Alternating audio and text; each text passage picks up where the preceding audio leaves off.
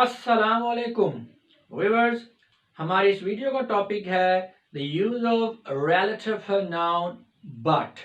और इस वीडियो में हम ये जानने की कोशिश करेंगे कि वर्ड बट को हम डिफरेंट सेंटेंसेस के अंदर कब, कैसे और क्यों यूज करते हैं। तो चलिए स्टार्ट करते हैं अपनी इस वीडियो को। But is used as a relative noun after a negative. जी, ये बात आपने जहन में रखनी है कि जो वर्ड बट है वो रिलेटिव प्रोनाउन के तौर पर किसी सेंटेंस में तब यूज होता है जब उससे पहले नेगेटिव बात हो रही हो, यानी कोई नेगेटिव वर्ड यूज हुआ हो तो उसके बाद अगर बट यूज हो रहा है तो ही वो रिलेटिव प्रोनाउन के तौर पर यूज हो सकता है। अभी एग्जांपल्स देखेंगे तो ये बात आपको क्लियर हो जाएगी। और ये बात आपने जहन में ये भी रखनी है कि जो बट है ये रिलेटिव प्रोनाउन के तौर पर ओल्डर इंग्लिश में जो है वो फ्रीक्वेंटली यूज होता था। अभी जो मॉडर्न इंग्लिश है इसके अंदर बट जो है वो रिलेटिव प्रोनाउन के तौर पर बहुत कम यूज होता है, बल्कि ना होने के बराबर है कि नहीं यूज होता। लेकिन आपको अवेयरनेस होनी चाहिए, इंफॉर्मेशन होनी चाहिए कि बट जो है ये रिलेटिव प्रोनाउन के तौर पर भी यूज हो सकता है, ताकि आपको आपकी जो कंप्रीहेंशन है उसकी वो आपकी बेहतर हो सके। यानी आप कोई ओल्डर इंग्लिश के अंदर लिखा हुआ कोई पैसेज पढ़ रहे हैं तो वहां पे अगर आपको ये समझ नहीं है कि बट जो है वो रिलेटिव प्रोनाउन के तौर पर यूज हो रहा है तो हो सकता है कि आप जो है कंप्रीहेंशन में गलती कर जाएं, आप उसकी बात को, मैसेज को समझने में आपसे गलती हो सकती है। इसलिए आपको ये आगाही हासिल होनी चाहिए कि बट जो है ये रिलेटिव प्रोनाउन के तौर पर भी यूज हो सकता है। और ये कैसे यूज होता है अभी हम डिस्कस करेंगे। इस वीडियो के बाद इंशाल्लाह आपको क्लियर हो जाएगा कि ये रिलेटिव प्रोनाउन के तौर पे कैसे यूज होता है। जी, पहली तो बात यही है कि ये नेगेटिव के बाद अगर यूज होगा तो ही ये रिलेटिव प्रोनाउन के तौर पे यूज होगा। अच्छा, अब नेगेटिव के बाद ये यूज हो रहा है रिलेटिव प्रोनाउन के तौर पे, जब ये यूज हो रहा है तो इसके मीनिंग बन रहे होते हैं who not, who does not भी हो सकता है, हु डू नॉट भी हो सकता है according to the singular and plural noun. तो बट जो है इसका मतलब, यानी अगर कोई चीज है, ठीक है, अगर किसी पर्सन को कर रहा है ये रिफर्ड तो फिर तो ये who not, who does not या हु डू नॉट होगा। और अगर किसी चीज को कर रहा है तो फिर विच नॉट। तो अभी हम डिफरेंट सेंटेंसेस में इसका यूज देखते हैं तो आपको ये क्लियर हो जाएगा। जी, हमारे पास ये सेंटेंस है, there is no employ but follows the orders. जी, अब यहाँ पे बट जो है ये आपका रिलेटिव प्रोनाउन के तौर पर कैसे यूज हो रहा है, इस बात को समझने के लिए आप इसी रूल को समझें, क्योंकि यहाँ पे पहले नेगेटिव आ गया। अब नेगेटिव आ गया तो बट जो है, बट फॉलोज का मतलब बन रहा है who does not follow. But का मतलब हु डज नॉट है या हु डू नॉट है, इसलिए हु बट की जगह पे क्या आ गया, हु डज नॉट फॉलो। अब फॉलोज की जगह फॉलो इसलिए आ गया क्योंकि डज हो गया ना, तो यहाँ पे डज हो गया तो फिर ये एस खत्म हो जाएगा, who does not follow the orders. तो कोई भी ऐसा एम्प्लॉय नहीं है जो कि ऑर्डर्स को फॉलो नहीं करता। तो बस आपको यहाँ पे देखें, अब हु जो है, हु किसको रिफर कर रहा है, किसको रिलेट कर रहा है, एम्प्लॉय को, एम्प्लॉय के बारे में बात कर रहा है। तो इसका मतलब क्या है, ये रिलेटिव प्रोनाउन है। अब यहाँ पे हु डज नॉट की जगह हमने बट लगा दिया, इसको शॉर्ट कर दिया। तो इसका मतलब है बट फिर किसको रिफर कर रहा है, किसको रिलेट कर रहा है, एम्प्लॉय को कर रहा है। देयर इज नो एम्प्लॉय, ये आपकी मेन क्लॉज है।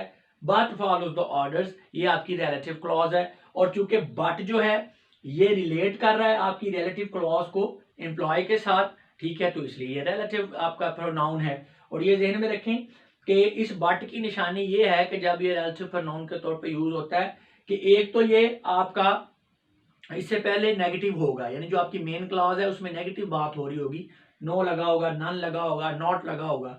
दूसरी बात है ये बट जो है ये आपकी रिलेटिव क्लॉज को मेन क्लॉज के साथ मिला रहा होगा, और ये मिला भी रहा है और रिलेटिव प्रोनाउन के तौर पर भी यूज हो रहा है।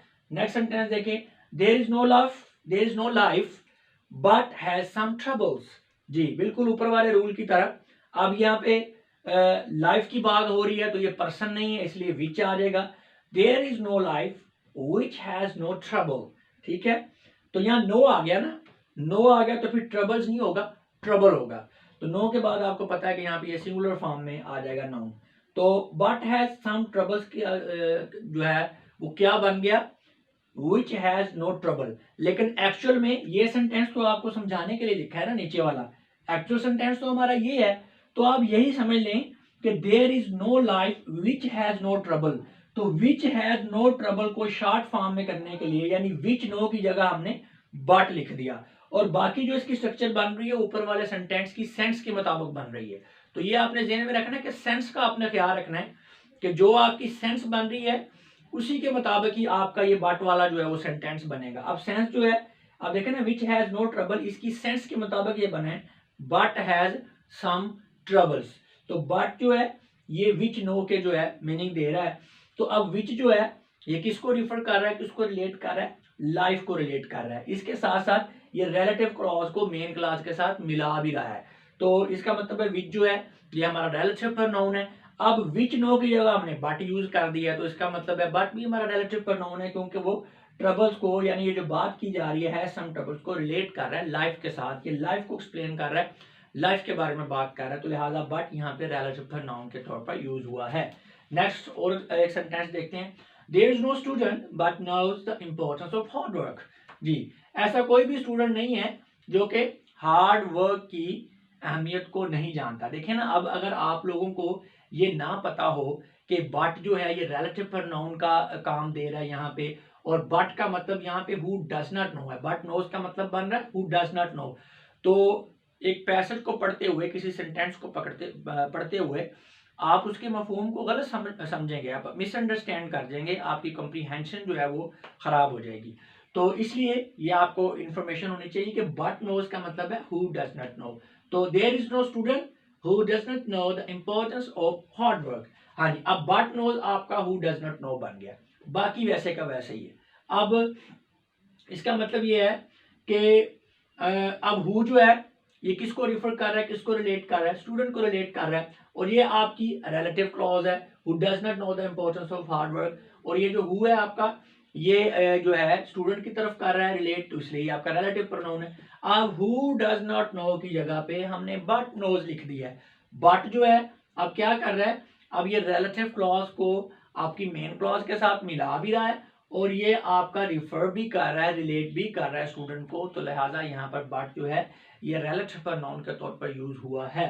जी, there is none but will go with me, ऐसा कोई भी नहीं है जो मेरे साथ नहीं जाएगा। जी, इसका मीनिंग ये बन रहा है। अब अगर आपको नहीं पता होगा कि बट का मतलब, बट विल गो का मतलब एक्चुअल में हु विल नॉट गो बन रहा है, तो डेफिनेटली आप इस सेंटेंस को अंडरस्टैंड करने में गलती करेंगे। जी, लेकिन उम्मीद है कि अब आप गलती नहीं करेंगे। तो बस आपने ये ध्यान में रखना है कि बट का मतलब हु नॉट या विच नॉट है, वो टेंस के मुताबिक आप देख सकते हैं कि हु डज नॉट होगा या हु डू नॉट होगा। तो अब ये चूंकि बट आ गया है, तो बट का मतलब क्या है, बट नॉट या बट नो, ठीक है। तो यही वाला ना, बट हु नॉट आ गया, तो यहाँ पे बट की जगह हु और ये नॉट। विल गो जो है ये यही वाला आ गया टेंस के मुताबिक। टेंस जो है, जो वर्ब है वो सेंस के मुताबिक ही यूज हो रहा है। तो आप देख सकते हैं बट का जस्ट हु नॉट बना दिया, विल गो वैसे ही आ गया। तो इसका मतलब है जब आपने अंडरस्टैंड करना है तो आप अपने माइंड के अंदर ये सोच सकते हैं, जरूरी नहीं कि आपने लिख के देखना है कि बट विल गो का मतलब होगा हु विल नॉट गो, क्योंकि पहले एक नेगेटिव आ गया मेन क्लॉज के अंदर। जी, there is no but will go with me, there is none who will not go with me, ऐसा कोई भी नहीं जो मेरे साथ नहीं जाएगा। There is no girl but wishes to go. जी, तो इसका भी यही ऊपर वाले सेंटेंस की तरह बन रहा है कि ऐसी कोई लड़की भी नहीं है जो नहीं जाना चाहेगी या जो नहीं जाना चाहती है।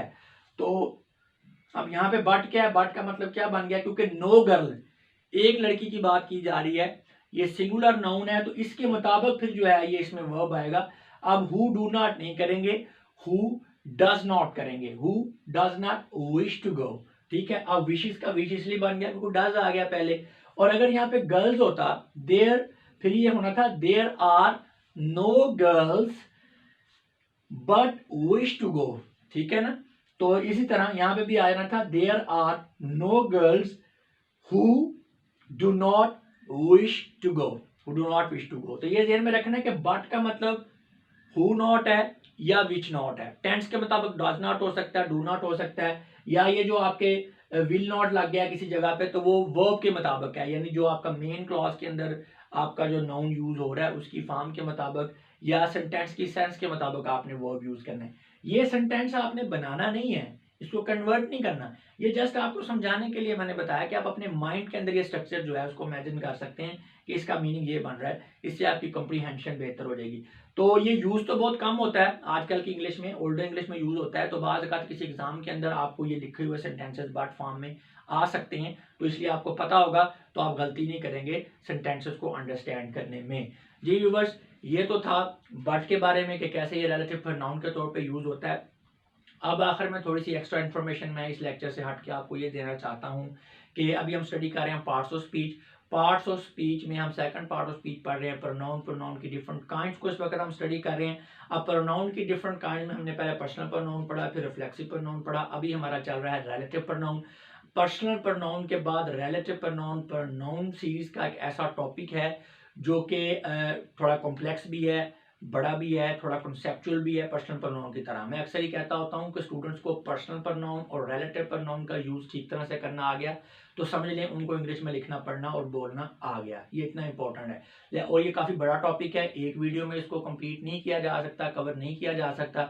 इसके अलावा इसमें टेक्निकलिटीज ज़्यादा हैं, इसके अंदर जो है कॉम्प्लेक्सिटी ज़्यादा है, इसीलिए इसको मैंने डिफरेंट वीडियोज में ऑर्गेनाइज किया है ताकि स्टेप बाय स्टेप आपकी लर्निंग होती जाए। एक वीडियो में आप जो सीखते हैं वो आपकी अगली वीडियो में काम आता है और आपके लिए चीज़ें लेबोरियस नहीं होती, बोझल नहीं लगता आपको और आप गैर महसूस तरीके से इसको समझते चलते जाते हैं। और 15 वीडियोज़ हैं इसकी टेक्स्ट वीडियो, जिसमें पहली वीडियो में हमने आपको बताया कि रिलेटिव प्रोनाउन होता क्या है, इसको इंट्रोड्यूस करवाया गया। दूसरी वीडियो के अंदर रिलेटिव प्रोनाउन के डिफरेंट फॉर्म्स को डिस्कस किया गया। तीसरी वीडियो के अंदर relative pronoun who, whose and whom जो है इसका डिफरेंस के इनको कैसे यूज करना है, क्योंकि स्टूडेंट जो है अक्सर हु एंड हुम के बारे में बड़ा कंफ्यूज रहते हैं कि इनको कब यूज करना है, कब नहीं यूज करना। चौथी वीडियो में रिलेटिव प्रोनाउन जो है आपका विच, उसके बारे में बात हुई है। फिर पांचवी वीडियो में रिलेटिव प्रोनाउन आपका दैट जो है उसके बारे में डिस्कस की हुई है। यानी कि आप इंडिविजुअल एक एक रिलेटिव प्रोनाउन के ऊपर सेपरेट वीडियो जो बनानी पड़ी है, क्योंकि काफ़ी ज़्यादा कंसेप्चुअल है ये चीज़ें। उसके बाद फिर restrictive and non restrictive relative clause के तौर पर वीडियो बनी है, वीडियो नंबर 6, क्योंकि relative and non restrictive and non restrictive relative clause का कॉन्सेप्ट आपको क्लियर नहीं होगा तो आप रिलेटिव प्रोनाउन के यूज को ठीक तरह से समझ नहीं सकेंगे, इसलिए सेपरेट वीडियो बनानी पड़ी है। 7th वीडियो में relative pronoun which and that को कंपेयर करवाया गया कि विच कहाँ पे यूज होना है, दैट कहाँ पे यूज होना है, क्योंकि स्टूडेंट्स जो हैं वो बहुत ज़्यादा कंफ्यूज रहते हैं इन दोनों के यूज के बारे में। 8th जो वीडियो है उसके अंदर रिलेटिव प्रोनाउन व्हाट जो है उसके बारे में बात हुई है। 9th वीडियो में हमने ये देखा है कि वर्ड एज जो है ये रिलेटिव प्रोनाउन के तौर पर कैसे यूज होता है। ये इस वक्त आपकी 10th वीडियो है, इसमें हमने ये देखा है कि बट जो है ये रिलेटिव प्रोनाउन के तौर पर कैसे यूज होता है। नेक्स्ट वीडियो में हमने देखना है ओमिशन ऑफ रिलेटिव प्रोनाउन के, रिलेटिव प्रोनाउन जो है उनको कौन कौन सी सूरत हाल में, कौन कौन सी सिचुएशन में हम रिमूव कर सकते हैं। 12th वीडियो में हमने relative omission of the antecedent देखा है कि एंटीसीडेंट को हम कैसे जो है वो रिमूव कर सकते हैं रिलेटिव प्रोनाउन वाले फिक्रों में। उसके बाद जो आपकी 13th वीडियो है उसमें हमने देखा है कि ये जो हमारा रिलेटिव प्रोनाउन है ये एंटीसीडेंट के साथ किस तरह से एग्री करता है, यानी agreement of the relative pronoun with its antecedent. ठीक है। 14th वीडियो में हमने रिलेटिव प्रोनाउन की पोजीशन को स्टडी किया है कि सेंटेंस के अंदर इसकी पोजीशन जो है किस तरह से वेरी करती है। 15th वीडियो जो है इस सिलसिले में उसमें हमने कंपाउंड रिलेटिव प्रोनाउन को जो है डिस्कस किया है, उसके ऊपर कंपाउंड रिलेटिव प्रोनाउन के ऊपर आखिरी वीडियो बनाई है। तो व्यूअर्स आप देख सकते हैं कि 15 टेक्स्ट वीडियोज है। इसके बाद जो है तकरीबन 3, 4 या 5 वीडियो जो हैं उसमें करेक्शन ऑफ एरर्स वाली एक्सरसाइजेज हैं और प्रैक्टिस एक्सरसाइजेज हैं, ताकि आपको अच्छी तरह से ये क्लियर हो जाए पूरा जो है ये जो टॉपिक है रिलेटिव प्रोनाउन। तो वीडियो थोड़ी सी मेरी ज़्यादा होती हैं, लेंथी भी होती हैं। उसकी वजह यह है कि मैं कोई चीज़ छोड़ता नहीं हूँ, कम्प्रीहेंसिवली करवाता हूँ एक टॉपिक को। तो आप एक दफ़ा एक टॉपिक कर लेंगे मेरे चैनल के ऊपर तो दोबारा आपको कहीं और से इंशाल्लाह सर्च करने की जरूरत नहीं पड़ेगी। वरना ऐसे होता है कि जब हमने कोई टॉपिक स्टडी करना होता है, चाहे हम किसी बुक से स्टडी करें चाहे किसी चैनल पर जाके करें, तो वो कंप्लीट नहीं होता। हमें फिर सर्च करने के लिए डिफरेंट चैनल्स को या डिफरेंट बुक्स को कंसल्ट करना पड़ता है, तो हमारा टाइम ज़्यादा यूटिलाइज होता है उसमें। तो इसमें इंशाल्लाह आपकी टाइम की सेविंग है इन द एंड जो है, क्योंकि एक ही जगह पे आपको सारा कुछ मिल जाता है। प्रैक्टिस एक्सरसाइजेज भी हैं, करेक्शन ऑफ एरर्स वाली एक्सरसाइजेज भी हैं। तो व्यूअर्स अगर तो आप सिर्फ बट के यूज़ को समझना चाहते थे कि रिलेटिव प्रोनाउन के तौर पे ये कैसे यूज़ होता है, तो मेरा ख्याल है इस वीडियो को देख लेने के बाद आपकी सारी कन्फ्यूजन या सारी एम्बिग्विटीज जो हैं इस हवाले से क्लियर हो चुकी होंगी।